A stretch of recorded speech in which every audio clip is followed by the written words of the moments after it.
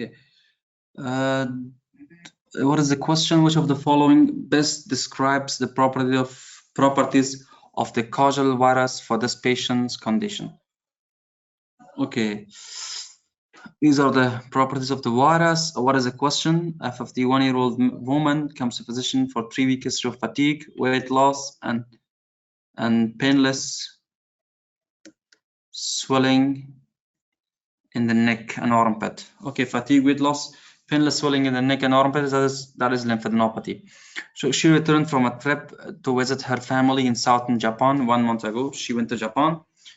Yeah, 1 month ago. Physical examination shows cervical and axillary lymphadenopathy and hepatosplenomegaly. Okay, there is lymphadenopathy and hepatosplenomegaly. Serum calcium is increased. Normal is less than 10, between 8 and 10. It is 11 here. Normal serum calcium is between 8 to 10 milligram per deciliter. An X-ray of the skull shows multiple lytic bone lesions. Okay, there is some lytic bone lesions in the skull. A peripheral blood smear shows lymphocytes with hyperlobulated nuclei that resembles clover leaves. Okay, T cells positive CD3, CD4, and CD7. Okay, someone can tell me what are the cluster differentiation for the T cell and B cells? What are the CDs, CD3, 4, 21, 19? B cells, what type of cluster differentiations we have in so in T cells and B cell? Okay, let me see. Let's Dr. Yishita read something here. Excellent. T cell, mature T cell has in 19, 20, and 21. Perfect. CD19, CD20, CD21. And mature T cell has from CD2 up to CD8. This is from CD2 to CD8. That's we have in all forms of T cell. That is the cluster differentiation of T cell. What is cluster differentiation? Is the marker that differentiates one cell type from other cell type. What is the marker for T cell? CD2, CD3, 4, 5, 6, 7, 8. That if these cells have these markers, and B cell has CD19, 20, 21, the mature B cells. Okay. Okay, what the patient has, doctor? If someone knows what the patient has, what this patient has, she went to Japan and came back with a lymphadenopathy, fatigue, weight loss, hepatosplenomegaly. Yes, excellent. She has T cell lymphoma. Which type of T cell lymphoma? You know, T cell lymphoma could be cutaneous one, or could be the Sézary syndrome, or also called mycosis fungoides. Okay, what do we have in mycosis in the T cell lymphomas? Usually T cell lymphoma is done as due to a virus called human T cell leukemia virus, or human T cell lymphotropic virus 1. It is in Japan or in Caribbean, also in, I think, in Japan, Caribbean, also in Africa. I think the virus is present, and this causes the T cell lymphoma. And manifestation of T cell lymphoma usually it would be a rash in the skin. Also, there would be hepatosplenomegaly, lymphadenopathy, and hypercalcemia because of lytic lesions we have. You know, these lymphoma can cause lytic lesions. You know, lyses the bone, cause breakdown of the bone, resorption of the bone. That's why it causes increased blood calcium. These are the manifestation, and it's usually in people who use IV drug users, intravenous drug users. Okay, this virus is in the same class of HIV virus. This virus is in the same class of HIV virus.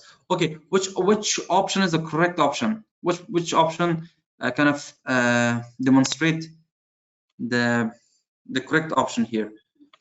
The properties of the human T cell leukemia virus or a human T cell lymphotropic virus. Which one is the right option? Which one is the right option? Anyone knows? B, single-stranded RNA linear. Okay, what else? What is A? Tell me what is A. Guys, contribute in the session, in the discussion session. What is A? Partially double-stranded DNA. Epstein-Barr hepatitis B virus. Yes, it's partially double-stranded. when enters the cell, it becomes fully double-stranded. Initially it's partially double-stranded, circular DNA, and it has envelope and it's icosahedral in shape. That is hepatitis B virus. Okay, choice A. Choice B, single-stranded RNA. It's linear, it has envelope, and it has icosahedral shape. That is this virus, human T-cell leukemia virus that you're discussing. What is choice C? Double-stranded RNA, linear, no envelope, icosahedral. Double-stranded RNA, linear, icosahedral. That's reovirus. What did reovirus cause? There's a common example for the reovirus. Excellent. It's rotavirus. You know, reovirus. The example of reovirus is rotavirus. Rotavirus is the most common pediatric cause of gastroenteritis. The most common pediatric cause of gastroenteritis is rotavirus. The most common adult cause of gastroenteritis is norovirus. And the most common bloody diarrheas, I think, enterohemorrhagic E. coli and also Campylobacter. Okay. Let's go for choice D, double-stranded DNA linear, icosahedral. What is that? Double-stranded DNA linear icosahedral. Which can you even give me the example of this one? Yeah, herpes virus. Perfect, herpes virus. And what about choice F, double-stranded DNA circular? Which virus is circular, but there's no envelope? It's polyomavirus, right? And also human papillomavirus. There is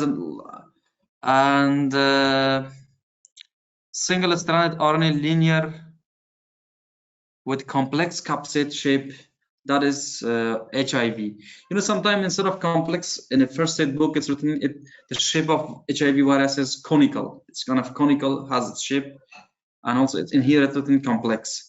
The right options here, choice B. It's a single-stranded linear RNA virus with icosahedral shape. The virus name is human T-cell leukemia virus. It causes T-cell leukemia, T-cell lymphoma.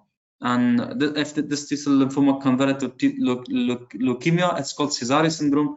And one of the more important manifestations of this one is called we have this type of it's called cribriform nuclei. You know, cribriform nuclei. And the nuclei of these T cells looks like clover leaves or cribriform shape. Thanks for watching. Please give a thumbs up and subscribe for more.